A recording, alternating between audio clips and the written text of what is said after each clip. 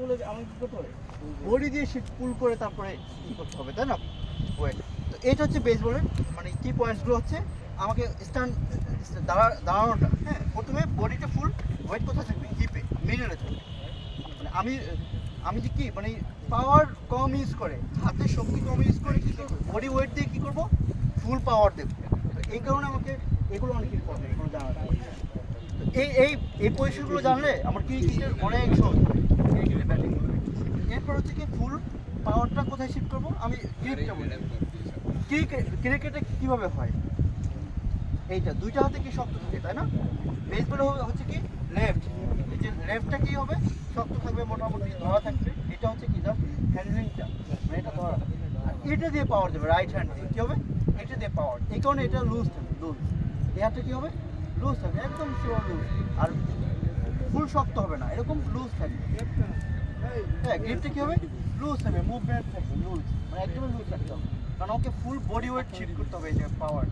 হ্যাঁ, আর খুবই fast, quick, মানে কুইকলি কী করতে হবে, এটা রিলিজ করতে হবে। ব্যাট কুইক রিলিজ না করতে পারলে, টাইমিং না হলে কী হবে, মানে আমার যদি বল চলে যাবে তারপরে কী হবে, সুইং আসতে পারবে, তাই না?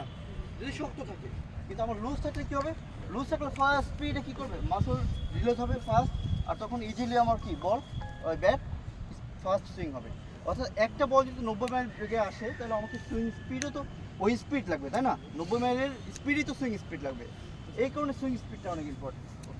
এরপর হচ্ছে আমি করলাম, ক্লিপ করলাম, ব্যাট থাকবে কোথায়, এই যে খোপা থাকে মেয়েদের, বা এই এখানে উপরে থাকবে, হ্যাঁ, কাঁধের উপরে থাকবে। আর হচ্ছে আমার ফুল যখন দাঁড়াবো স্টার্টিং পজিশন, তখন বডি ওয়েটটা শিফট করবো কোথায়, একদম রাইটে। কেন রাইটে, পিছনে কেন, কারণ পিছন থেকে ফুল পাওয়ারটা সামনের দিকে আমি পুশ করবো, রাইট? এই কারণে কি ফুল বডি ওয়েটটা পিছনে থাকবে। আর এটা লুজ, এই পা দিয়ে কী করবো, এটা হচ্ছে কি, এটা হচ্ছে মুভমেন্ট, মানে অর্থাৎ আমার বলটা কোন পজিশনে আসতেছে, কোন হাইটে আসতেছে, কোন সাইডে অ্যাঙ্গেল আসতেছে, ওইটা মেজার করার জন্য আমার এই যে দেখি আমি, মানে আমার বল ব্যাটের ব্যাল সেট কোন দিকে আছে, এখান থেকে এই পর্যন্ত এতটুকুর মধ্যে যদি হিট করতে হবে, তাই না? তো আমি দেখি আমার যদি বল এদিক দিয়ে যায়, ইনসাইড জোন দিয়ে যায়, তাহলে এই বলটা হিট করলে আমি এইভাবে করলে লাগবে, এখানে লাগবে না। এটা এই পা দিয়ে ডিরেকশন, অর্থাৎ যদি ইনসাইড দিয়ে যায় তখন আমার এই ডিরেকশন এদিকে আসবে। এদিকে আসলে কি তখন হয়েছে না, ব্যাল সাইড কি সামনে আসছে না, এইটা আবার সামনে দিয়ে যদি যায় বল, তখন এটা একটু সামনে দিয়ে এই, বুঝে গেছে? এটা হচ্ছে ডিরেকশন। এই হচ্ছে বেসবলে আমি একটু সুইং করে দেখাই। এই পজিশন, লেফট সিট ব্যাক, তারপরে পা উঠালে উঠাতে পারি আমরা, কেউ উঠায় কেউ উঠে না, কুইক ফাস্ট এভাবে। কন্টাক্টের সময় চোখ কন্টাক্ট, একদম বল যে কন্টাক্ট হচ্ছে এটা আমাকে দেখতে হবে, দেখে তারপর কি ফলোইং সুইং, ওকে?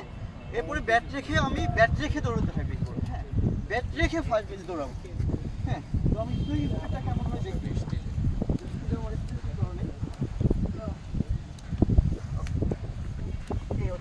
এই যে লুজ থাকবে, লুজ, হ্যাঁ, দেখতেছি যে পিকচার বড় আসতেছে, না উঠতেছে, ঠিক আছে? এটা খুবই ফাস্ট স্পিড, আর স্পিড হয় দেখে,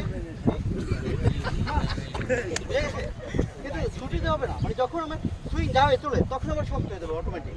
এটা গ্রিপটা ওইভাবে থাকবে, হাতেও গ্লোভস পরে গ্রিপের জন্য, হ্যাঁ, গ্রিপটা ওইভাবে অনেক ফাস্ট। এক একটা ফিচার, এক একটা ব্যাটার পার ডে 500-1000 সুইং করে, শুধু সুইং প্র্যাকটিস। একটা প্লেয়ার যদি 500 পার ডে, 500, 150, 200, জাপানের নিয়ম কি, জাপানি কোচ আছে তো আমাদের, ওই স্কুল লেভেলে বেসবল প্লেয়ার, তো স্কুল লেভেলের ওরা পার ডে 200 সুইং করতো। মানে এটা ওদের কি, মানে ইয়ার মতো রুটিন, ডেইলি রুটিন, মানে সুইং পাওয়ারটা স্পিডের জন্য। ওকে, তাহলে আমরা ফার্স্ট বেস পাইছি, সেকেন্ড বেস, থার্ড বেস, তাই না? পিচার, ওকে, আমরা প্লে করি, ওকে, দুইটা টিম করে ফেলি।